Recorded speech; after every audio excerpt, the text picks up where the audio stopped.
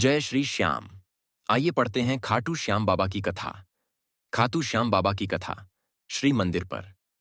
भारत के सबसे प्रसिद्ध कृष्ण मंदिरों में से एक खाटू श्याम जी का मंदिर मुख्य रूप से बर्बरीक नामक महाभारत के दानव को समर्पित है।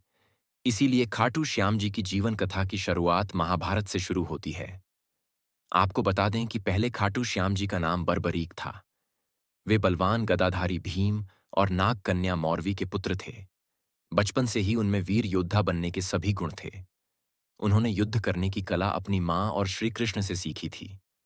उन्होंने भगवान शिव की घोर तपस्या करके 3 बाण प्राप्त किए। ये तीनों बाण उन्हें तीनों लोकों में विजयी बनाने के लिए काफी थे। एक बार जब उन्हें पता चला कि कौरवों और पांडवों के बीच युद्ध होने वाला है, तो उन्होंने भी युद्ध में शामिल होने की इच्छा जताई। इसके लिए जब वे अपनी मां के पास आशीर्वाद लेने पहुंचे, तो उन्होंने हारे हुए पक्ष की ओर से युद्ध लड़ने का वचन दिया।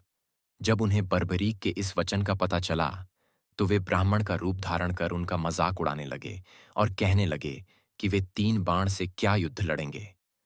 तब बर्बरीक ने कहा कि उनका एक बाण ही शत्रु सेना को मारने के लिए काफी है।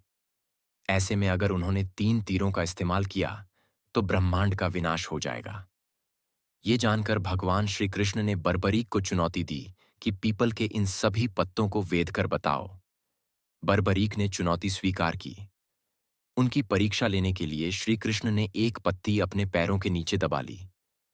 बर्बरीक ने एक बाण से सभी पत्तियों पर निशान कर दिए और श्री कृष्ण के पैरों के पास चक्कर लगाने लगे और श्री कृष्ण से कहा कि एक पत्ता आपके पैर के नीचे दबा हुआ है, अपने पैर हटा लीजिए, वरना आपके पैरों पर चोट लग जाएगी। इसके बाद श्री कृष्ण ने बर्बरीक से पूछा कि वे युद्ध में किसकी तरफ से शामिल होंगे। बर्बरीक ने जवाब दिया कि जो पक्ष हारेगा, वे उनकी तरफ से युद्ध लड़ेंगे। श्री कृष्ण को ज्ञात था कि युद्ध में हार तो कौरवों की होनी है। ऐसे में अगर बर्बरीक ने उनके साथ युद्ध लड़ा, तो गलत परिणाम सामने आ सकते हैं। उन्होंने बर्बरीक को रोकने के लिए उनसे दान की मांग व्यक्त की। दान में उन्होंने बर्बरीक का सिर मांगा। बर्बरीक ने कहा कि मैं दान जरूर दूंगा। उन्होंने श्री कृष्ण के चरणों में अपना सिर काट कर रख दिया और उनसे आखिरी इच्छा व्यक्त की। उन्होंने कहा कि वे महाभारत का युद्ध अंत तक अपनी आंखों से देखना चाहते हैं। श्री कृष्ण ने उनकी इच्छा स्वीकार करते हुए बर्बरीक के सिर को युद्ध वाली जगह पर एक पहाड़ी के ऊपर रख दिया, जहां से बर्बरीक ने अपनी आंखों से अंत तक महाभारत युद्ध देखा। युद्ध के बाद पांडव लड्डनने लगे कि युद्ध में जीत का श्रेय किसको जाता है। तब बर्बरीक ने कहा कि श्री कृष्ण के कारण वे युद्ध जीते हैं।